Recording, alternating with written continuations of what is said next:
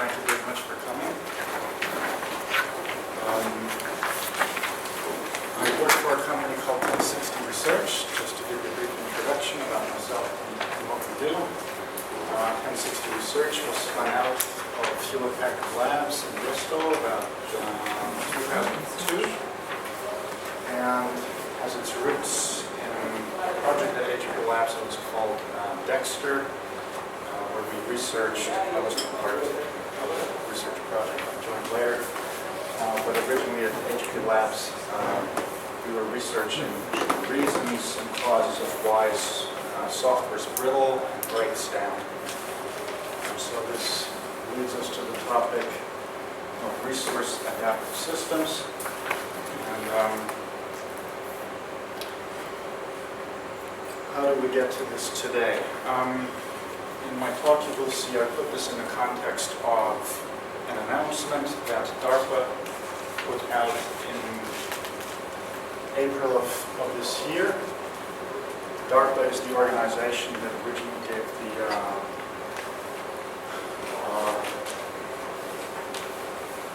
issued the announcement to create the internet. I think it was in the 50s or early 60s. So DARPA stands for Department of Advanced Research Projects Agency. It's part of the U.S. government and is the research arm of the U.S. Defense Department. So its customers are the Air Force, the U.S. military, and the U.S. Navy. And the announcement was made in April, and somebody I worked with told me about it 2 days later. I'm very lucky, very quick. And the announcement is about how to build resource adaptive software systems. What does that mean? So before I get to that, I want to tell you a little bit about DARPA. DARPA is a research organization, but it's different from universities. It does not engage in purely basic research. It is engaged in applied research, so that everything that you do for DARPA has a time frame to it. It could be a year, could be 5 years. And at the end of that period, you have to have a working system that the U.S. Army can use. And this just shows you what kind of researches there are. You would have the type of research that Niels Bohr was engaging, very academic, very theoretical. It advances, human understanding, human knowledge, but it doesn't have immediate practical applications. You could say that Thomas Edison was somebody who didn't really engage in fundamental research, but tried all kinds of sorts of things in his lab until he found something that worked. So it was purely experimental in that sense. And DARPA specializes in research that matches advanced knowledge with certain problems. So you can have solutions that exist, but for which we don't have problems. Let's say you have nanomaterials, and you have certain scientific capabilities, but you haven't really applied them in practice. So to go back to nanomaterials, let's say we have never produced tanks or clothing made of nanomaterials. That would be one thing. And the other area is that DARPA specializes in to formulate problems and to say, well, we don't know enough about how systems work today, and can we advance research, basic research, to make practical applications out of it.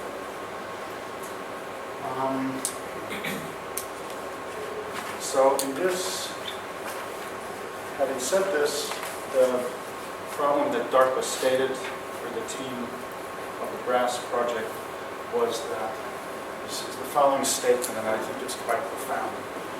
So I want to read it out to you, that modern-day software systems, even those that presumably function correctly, have a useful and effective shelf life, orders of magnitude less than other engineering artifacts.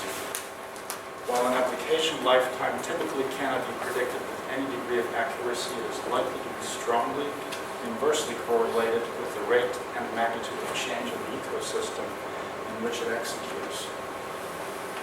So this is a very it's a scientific or academic way to say that, you know, we've been building software systems for 40, 50 years, but I don't think we're doing a good job of it.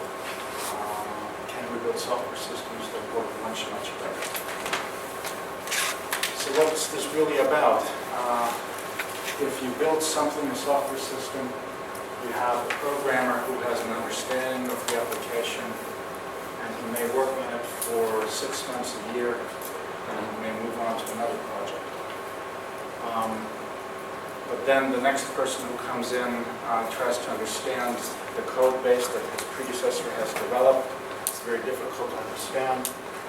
There may come a point where the effort to understand what somebody else did before you is more costly than rewriting the entire application. It may seem more costly.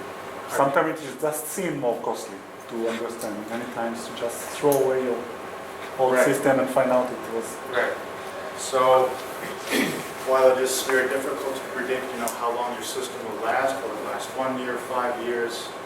But generally speaking, if we compare this with other engineering artifacts in the world, you know, your car may last you 6, 7 years. A washing machine may last 4 or 5 years, but your software system, you know, easily over long stretches is very difficult. So DARPA did a very nice thing because they set a standard. You know, we cannot achieve this today, but in the future, can we achieve more? And they set a very ambitious standard. They want to build a software system that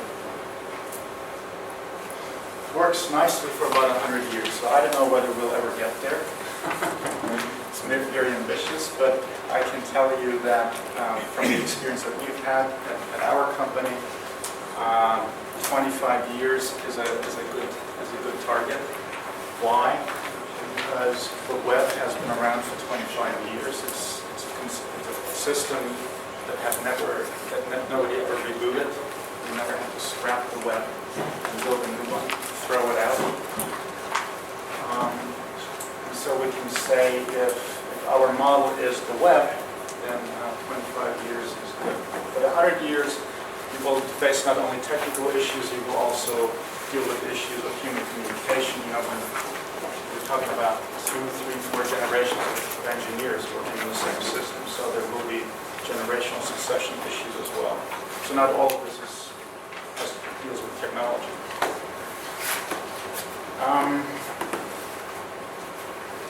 And so in the announcement that DARPA sent out, they said, we are interested in foundational advances in the design and implementation of survivable, long-lived, complex software systems. So they're looking for people who can give them dramatic advances or dramatic improvements in the quality of software today. They're not interested in evolutionary, incremental changes. They want to find solutions that go from, let's say, 1 year to 10 years, or 1 year to 25 years. Okay. And these changes in software systems can affect physical and logical resources. There was a presentation, about a 2-hour presentation at DARPA explaining the insights or the intentions of this announcement, and you know, even the person in charge of that said, you know, we cannot cover every topic and every implication of what we really are looking for, but this is what research is all about. You know, you have a hunch, you make a conjecture, you want to do something better, but don't have a solution yet. So here is I created this image, or this graph from the information that I found in DARPA's announcement. And so they defined as sort of the most important conceptual unit as an application. You could say it's a service. If you're a software architect, you will not talk about an application, you talk about a service. And that is really your unit, your basic unit of conceptual understanding. And so when you think of an application, it always has to access other resources around it. These could be other clients, other software components in enterprise architectures. There are always libraries that give you more functionality. There's tons of middleware. There will be communication protocols, data models, drivers, all kinds of things. So they really try to look at everything in the entire software stack there is to look at. And so given the complexity of all these things involved here, it's really no surprise that applications don't have a long shelf life, because you can imagine a lot of changes taking place over there and making it very difficult for the application to access its environment. So this would be the first tier. There's another tier of resources, something like browsers and databases and storage systems that also ultimately affect the application. So this is sort of the conceptual framework that DARPA came up with. And just to give you a little preview of what I'm going to talk about later, one of the lessons learned from the web is, one of the triumphs of the web, I should say, is that if you have a uniform way of resources in which resources can talk with each other, you have a very successful system in your hands. So uniform resource identifiers, something that we use very heavily in our system. And so there are two components: that something is uniform and that it's uniquely identified. Those are two requirements to make systems very robust to change.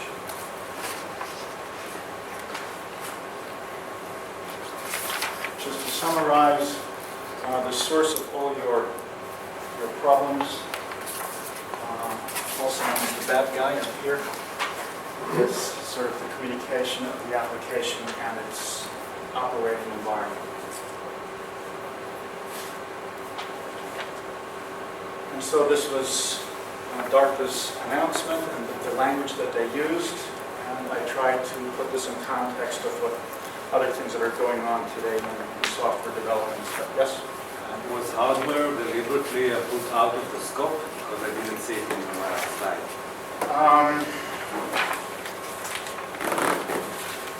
Hardware comes in, I think, in this tier here, where you have sort of databases and storage systems, maybe here drivers that connect you directly to hardware.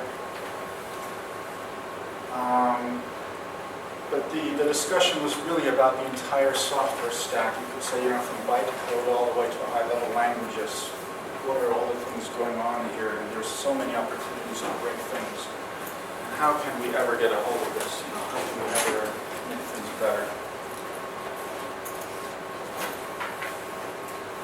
So, speaking of the hurdles and obstacles to overcome, this was DARPA's announcement. There was a deadline to submit applications, so this whole thing was up for grabs for about 90 days. And I tried to put this in context of other conversations in the software architecture community today. And so I came upon architecture and services. Because when you think of software architecture, you're also dealing with issues of how do you make your systems robust to change. You could say that in the 60s and 70s and 80s, people were trying to make things work. In the 90s, people were trying to make things run quickly. Today, systems are much more complex, and so maintainability of your software, of your code base and your software architecture is the focus of our attention. So we began with monolithic architectures, very tight coupling, originally in the 80s and 90s, and we saw many problems. So then service-oriented architecture came along, where you break up applications in layers, and you have producers and consumers of services. And that's already an admission of the problem that it's very difficult to maintain a large code base. So today we're in the middle of another revolution, I should say, a microservices revolution. And it's again about the problem of how do you adapt to change in the long run.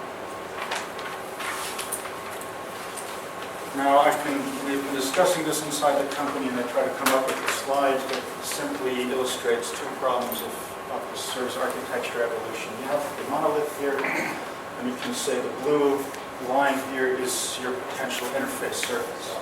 If you break something down into service-oriented architecture, you have a little smaller, more smaller components, but the surface of your interface is now bigger.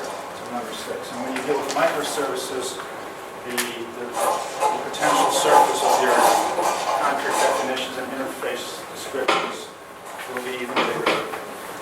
So even though your services become smaller, and everybody who talks about microservices, and I've listened to a couple of presentations of very skilled people over the last 3 days, people are fascinated, obsessing about the size of microservices. They have to be small, and if they're small, they're good, and they make your life better.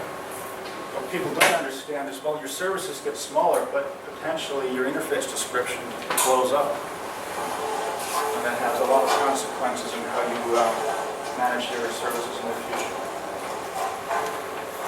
And the next thing is, once you have built your base of services, there will be change. Again, your requirements will change. You cannot, even if you build and design and think about the best service architecture, microservice architecture you could come up with, 2 years later you will see that things have changed and you need something else. So it may turn out that you don't need this service and that service and that service. It may turn out that you need all of this service, you need half of this service, and you need a fourth of this service and an eighth of yet another service. So then the question is, why did you build all these microservices if you only need these red components? And do you want to build new microservices just for that? So again, there is this consensus and conversation about microservices today and the benefits that they bring about, and people have the right intuition. Smaller is better. But there may be still obstacles in making software architecture robust to change. So here is an architecture company, Tyro Payment Corporation. There are 18 services. So you have your service buckets, and you have various interface descriptions, all the things that can happen here. Tyro Payment Systems is a mid-sized company, I would say, and whether they really only have 18 services, I don't know. I looked at another example of Amadeus, which is a provider of payment systems and registration scheduling systems for the airline industry. They have thousands of employees, and they have about 5,000 services in their architecture. So when I'm showing you this, you have a certain level of tiered system, still 4 tiers altogether. There are maybe some database tiers here and some application tiers towards the web. But basically you have a 3-4 tier architecture.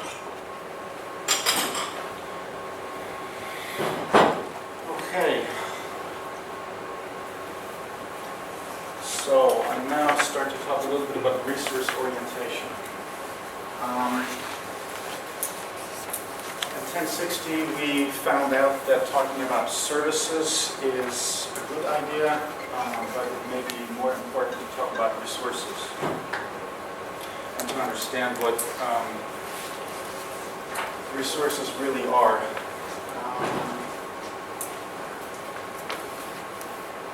And the basic idea was that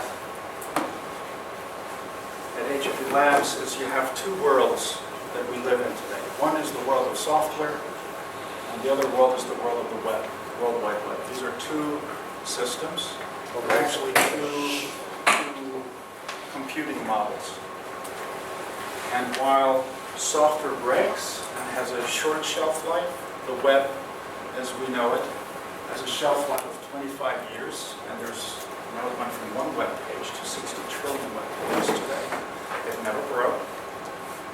Never had to be rebooted. side effects. If any one of you or I put up a home page, we're not going to break Google. These are properties you're not going to get with software.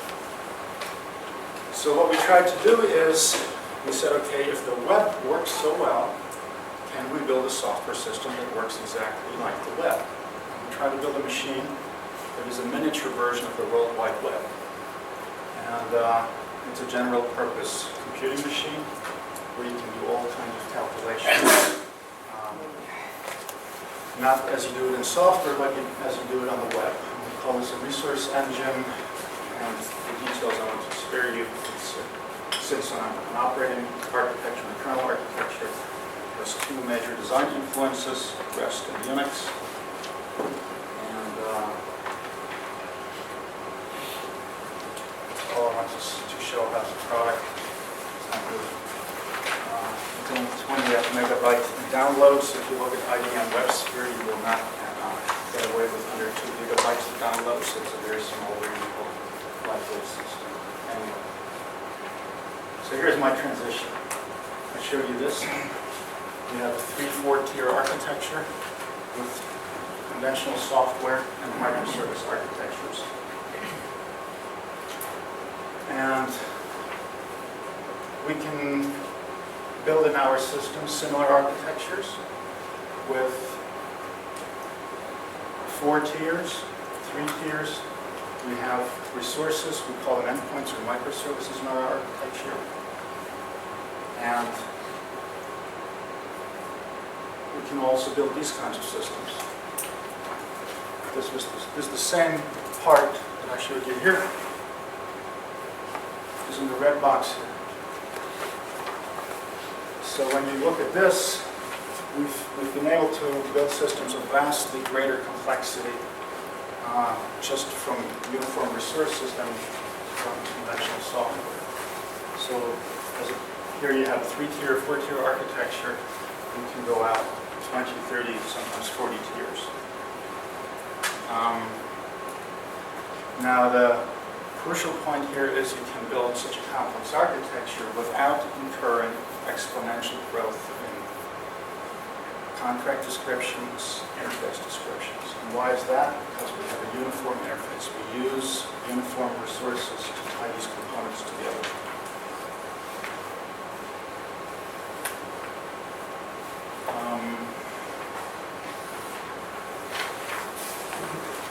The motivation to build a system was simply one of getting away from the software cycle that you build systems every 3-4 years. You hit a certain complexity ceiling, and you have to scrap your application.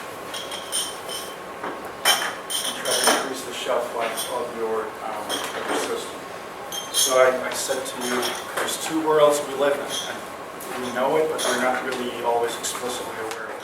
There's software, and this is the world of software. And this here is the world of the web. It's a system that has grown exponentially, and it doesn't seem to really have a complexity ceiling compared to traditional software. And so if you can build a system that has these economics is really the heart of the software. If you can build a system that has these economic and technical properties, software system, then you're getting out of this vicious cycle of having to rebuild your systems. So there's a comparison, these 2 worlds, software and the World Wide Web. Many people talk about the REST architectural style. But that's sort of an incomplete way of thinking about things because the web in its entirety is a system. It's not just the REST architectural style. So now I'm going to describe to you how we built this platform. When you look at the web, you look at REST, and you look at what happens when you click links in a browser. There's one thing that's very, very important to pay attention to understanding what resources really are. The first order citizen in the World Wide Web is a logical resource. It's not a physical endpoint. It's not your code. It's not your software. It's the URL, the URI. That's the first order. Something that gives you representational state of an immutable state. And that's really the first layer, the logical layer. Then you have the physical layer, but that's a second level citizen of the web. These are the endpoints. You know, we have database-driven applications. We don't know what the endpoints really do. We don't care whether they're built with Ruby or Python or Java programming language. These physical properties are not really that important to us in the web. We won't. What happens in the web abstraction, just to summarize, when you go and you use your browser, you send a request over the network, a resource request. The DNS resolves the identity of an endpoint here, and what you get back is the logical representation of a physical endpoint. That's what you get back in your browser. I have made another picture just for myself so I can understand even a person from marketing get his head around it. So this would be your web browser. You make a request over the network, you get a logical representation back. Resources in the web are passive. There's another thing to pay attention to, and there's one global address space. It's not explicit, it's implicit. It's a side effect of the DNS service. And that is, in essence, the web abstraction, what we defined as the web abstraction. That happened in HP Labs at the time when Roy Fielding at UCI had not published his dissertation yet. These were sort of the conclusions we also came to, what makes the web work.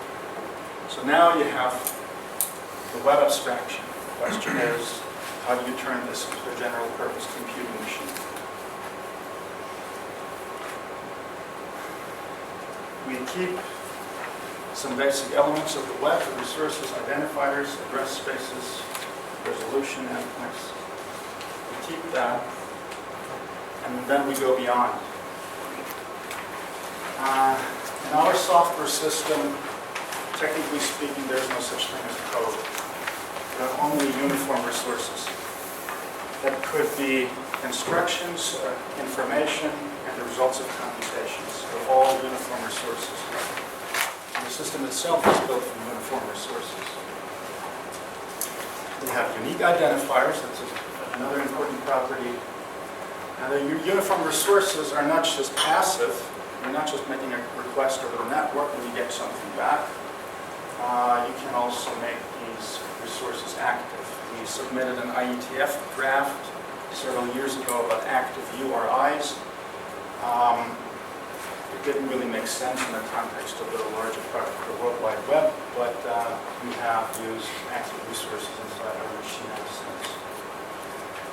And the other important point is resource-oriented computing. Everything is a resource, and the logical layer you have to give the logical layer priority over the physical layer. And that you can achieve if you implement some kind of request resolution mechanism, a two-phase computation system. Two-phase computation system is very important. Everybody talks about tightly coupled architectures and loosely coupled architectures. But the question is, how do you get a decoupled architecture? Now, it turns out anything that has to do with data linking will never give you an opportunity to build a truly decoupled architecture. So we had to really introduce a new way of putting together a computer program in a two-phase computation. Send a request, getting a resolution back. Once you have a two-phase process in your computation, you have a realistic chance of getting a real decoupled architecture. So anything that runs on a software framework today, a traditional one, will come off short in this regard. Third point is we not only have one address space, a global address space like in the web, we have many. We spin up as many address spaces as we want, and we of course have to deal with many more data types than you do on the web. So this is the ROC abstraction, the generalization of the web abstraction. The web is this one address space. The mechanics are the same, but now you have many address spaces here. I just want to zoom back here So this picture, that's a space populated with resources. That's a space populated with resources. These are all spaces. These are all spaces populated with resources.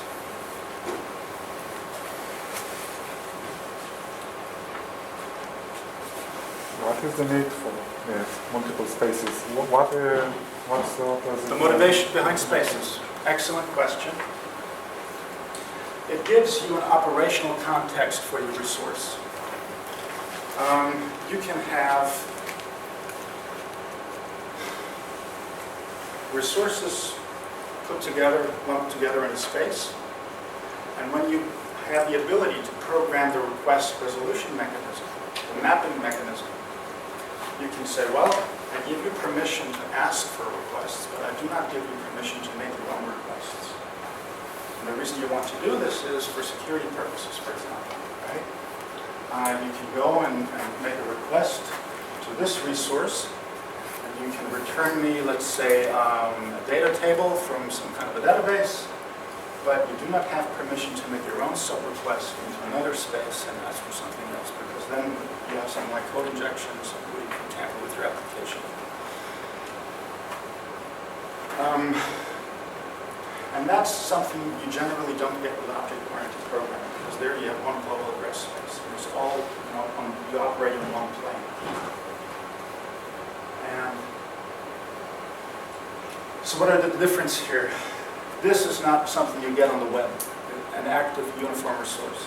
On the web, you can ask for a resource, you get a representation back. But the resource is not something that does things more for you. In our system, we have active uniform resources that can make requests to other spaces and say, well, I don't have all the information, but I'm going to look elsewhere to get all the information that you need. We also have caching mechanisms. There's some identification space. We have unique identifiers, of course, for our resources. And you can use any number of spaces. And that's another thing that's very, very important. The results of any computations are also stored as uniform resources.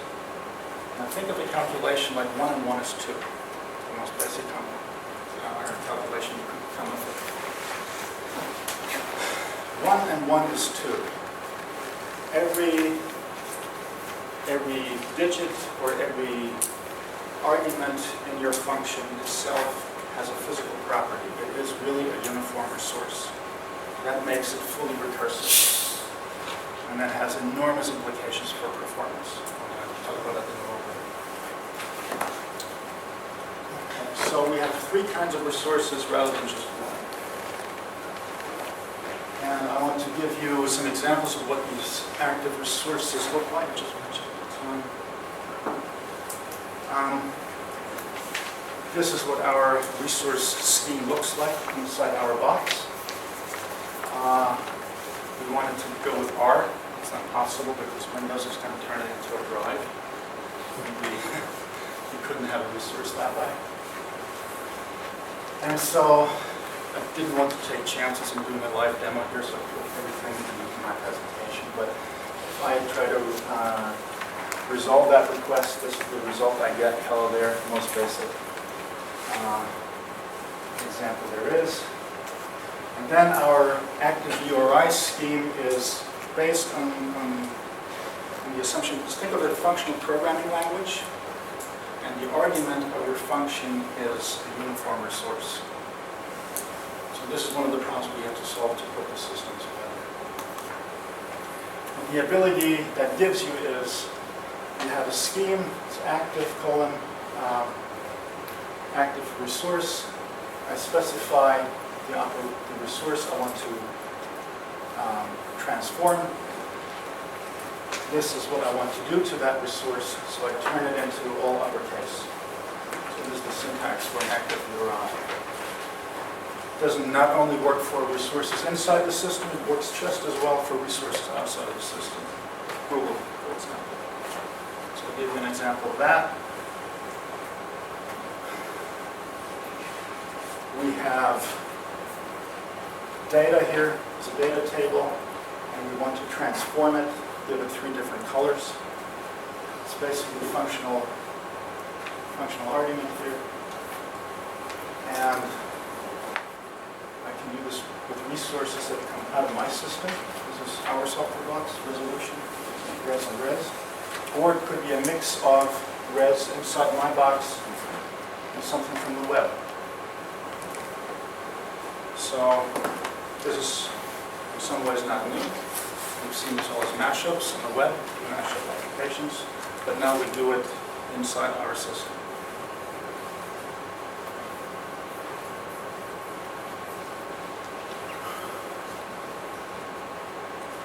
This is a functional active URI. We have 2 operators here, one here, so one argument of a function could be another function. We have the example here. So what I've done here with this is you just select the green box. Now, imagine you're in a company, and I listened to the presentation this morning. You're in a company, and people say, well, if you build microservices, you need a whole team that really knows everything about your microservice. But what if you have a manager sit next to you and say, okay, this is what we need. And this looks very complicated. I can't remember that. What do we do?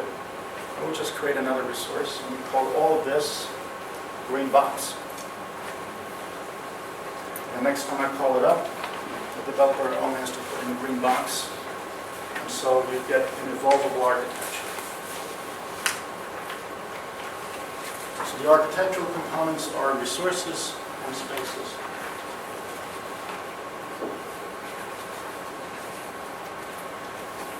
This goes back to your question, why do you need spaces? Spaces allow you to develop very sophisticated architectures.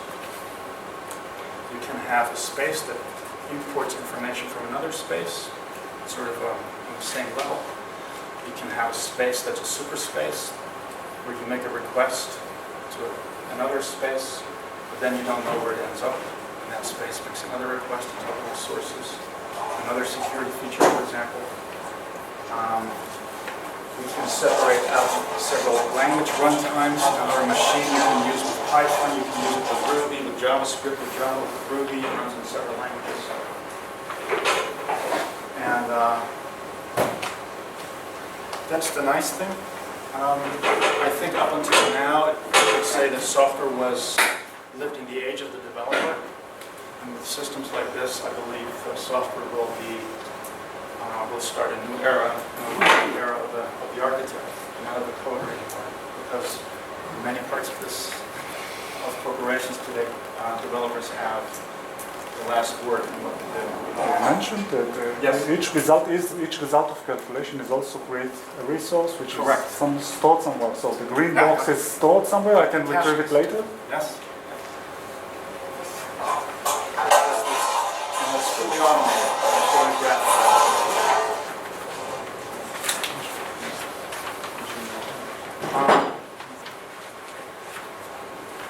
So what another nice side effect of the system is that it reduces complexity. Try to give you an example of a basic application that uses a buyer, a seller of a service, and a third-party notary service that confirms completion of the transaction. And there are several messages involved here. That would be in classical software with a messaging-oriented middleware. We do this with a space and resource architecture. I'm going to go into the details here. This is the transaction log. It's not very long. And the interesting part here is, in a messaging system, there's many ways to intercept, many ways to attack your system. The fact that you build with resources and which are hosted in a space that gives an operational environment and an operational context. You can say, well, I send a request in here. That request can never come out. I do something on the back end, get my notification from my notary service, and then return a result to my core application. We're altogether 8 messages in a traditional system that you would have to use. Here, I expose my system only in two ways to an outside attacker. So when you try to make software secure, the problem often is what parts do you secure? Can you hide something? This type of architecture gives you the ability to say, okay, this is the part of the application I have to expose because a user wants information, wants to conduct a transaction, but that's really all I will expose. So I can provably minimize my risk surface. In this case, we went down from 8 to 2 transactions with messages back and forth. You typically use messages and acknowledge message and acknowledge receipt and so on and so forth. And so there are implications for security. And then I come back to your other question about caching results. A resource-oriented system where everything is a resource, and resources live in spaces, you now get properties of software you didn't get before. All of a sudden, you have properties at system level. Today you have a code base. You have your tar file, you have bundles of tar files, you deploy them, but it's really sort of the old lump of code. What properties does this have?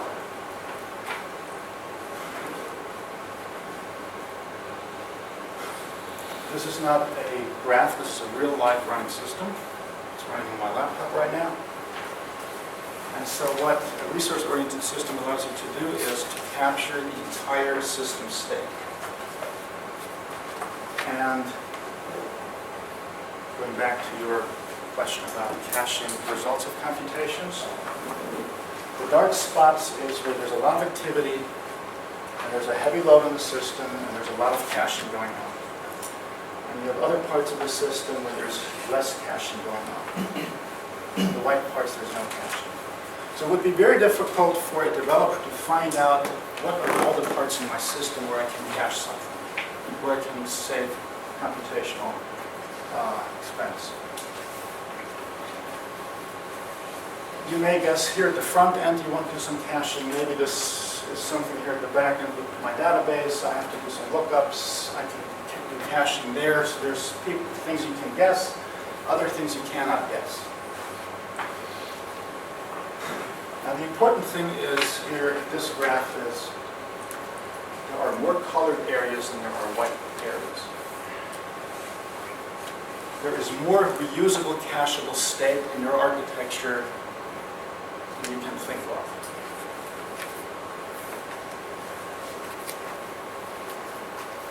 And there's also when you think of event-driven architectures or event-driven systems, let's say this is a bank, a global bank that has business in Europe and has business in the United States, and the cache distribution will change.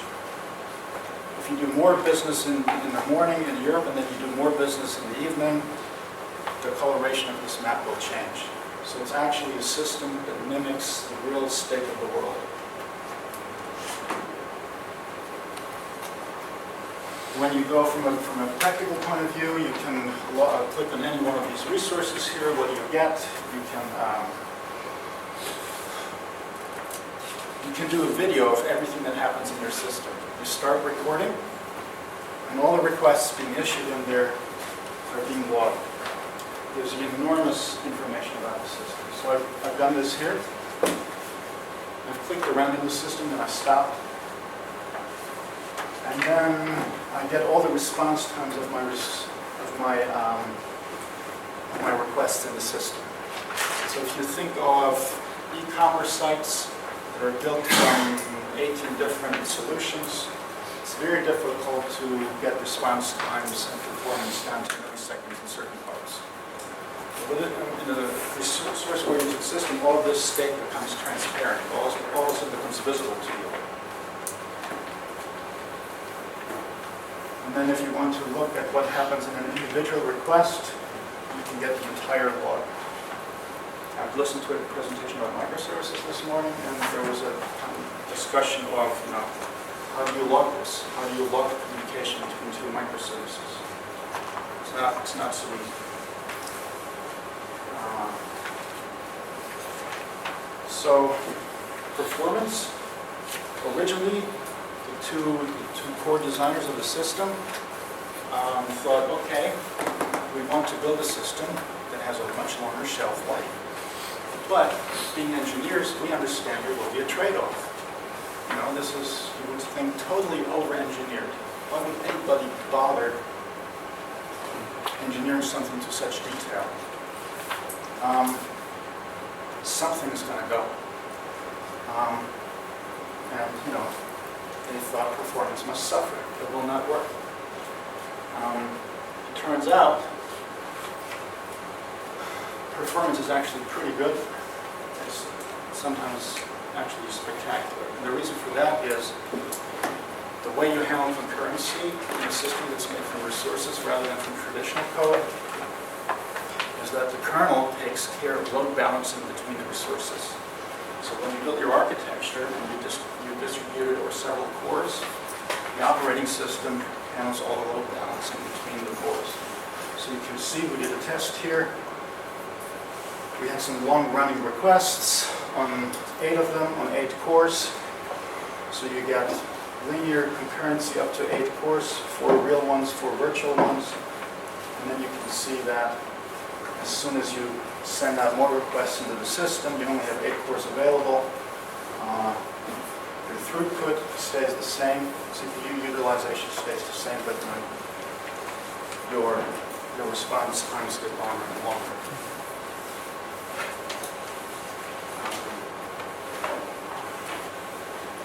Okay. So now I want to bring it back to resource-oriented systems and back to DARPA. We originally said we have an application that is really at war with its environment, because that's from the environment come all the stimuli and all the changes that begin to break your service or your application. In a world where you have a system that works like the web, and a two-phase computation, a request resolution mechanism, it's actually the architecture that's driving your application as much as the application itself. Think of it that way. You try to find out what are all the things that I need to run my application. I can get some of this out of my libraries, I get some of this out of my computer program, but in a resource-oriented system, you can make a request into your service environment, and you don't really know what you're going to find. And the search results will then be listed as URIs that go into what's needed as requirements in your application. And on that note, so you have 2 ways to construct your application. You have it from the application itself and the information it obtains from its environment. And that makes for a longer-lived architecture. And on that note, I'll have to close things. Thank you.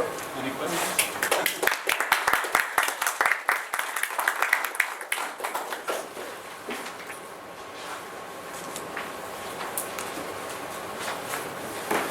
Repeat please the 2 phases that you say resolution and execution, a little bit more detail. Where does it happen or how?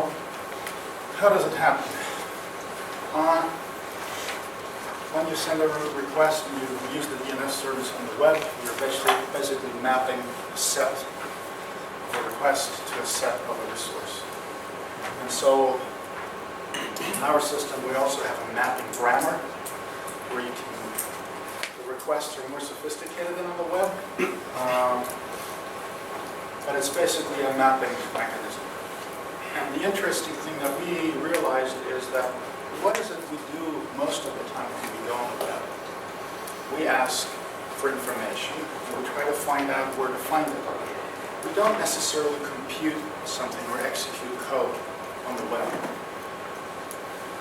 And even in a system like this, computation is the last thing you want to do. You try everything else first. If you can cache it, you cache it. If you can store it, a result in cache, you do that. But never ever calculate or compute something unless you really have to. And so it turns out that mapping sets to sets can get you a lot further than actually running code. But the URI doesn't really contain all the data. It's not like in service when you're shipping all the data. You're sending a URI which is composed of a syntax which references some resources in the web or in the system. So how do you know it can be cached or not? You have physical constraints in your system. You have, let's say, 4 cores. You have a certain amount of cache. And everything that's useful will be cached. And if it turns out other things are more useful, and old cache things is are pushed out. over everything. Yes. What about resource discoverability, especially about the active resources? For example, in your presentation you showed an active resource of DARPA case. So how do I know which active resources or any resource for that matter are available in a system? If they're spread, over many spaces. Yeah. What about? So you could say you have a space stack, and your request hits the first space. If you can't find it, it'll go to the next space, to the next space, to the next space. And eventually, if there's no resource there, then it'll expire and say, you don't have these resources in the system. Yeah, you're talking about how. But something you don't, the web doesn't really do for you is submit sub-requests into other spaces. That's how the system finds the stuff. Yeah, that part I actually understood. What I didn't understood is how do I know which resources are available in the first place? How do I know that the uppercase resource, active resource, is even available? Well, this was sort of what I showed you. Imagine Java programming language 1995. I do some bytecode level tricks that I show you. So you don't have to do all these things. We build modules for the Java messaging service, for all kinds of transport protocols. So we have what you need in an enterprise application, resources. We build modules for this, hundreds of them. So you can say, if I build a business application and I need these resources for that, whether it's an image transformation or it's a Java messaging service, the modules are there for that. You don't have to build them. So I have to know about these modules up front. You're looking for some kind of MSDN or something? The difference here is, and I have the same question that you have now. The difference is on the web is you are just one of many people. And whatever they give you, that's what you get. In a net kernel system, you actually get to build your own world. So if you say, this is what I need, you're going to put it in on the other end as a resource. There's this famous saying about Frank Sinatra, the singer. It's his world, you just live in it. With resources, with net kernel, it's the same way. It's your world, and you put in the parts that you want. So it's a different kind of approach. So the abstraction is the same as on the web, but there's things that are different. You want to? Yes. So, in your opinion, do you refer to this kind of architecture as an evolved form of actually microservices architecture, where you introduce the services in a scaled manner over a dispatcher mechanism of some kind? Yes. There's also a transport layer, so you can build a system of multi-core or many server farms. So it's a truly distributed system. Just part of your question. Microservices, because the communication mechanism between these services, what we use is REST inside the box. I mean, REST-like, since we have to do it differently, but in that sense, it has many of the characteristics of a microservice, a RESTful microservice. Tom, thank you again for your presentation. Let's take additional questions offline Yeah. and make a 10 minutes interruption until the next talk. So thank you and enjoy your next days here in Israel. Thank you.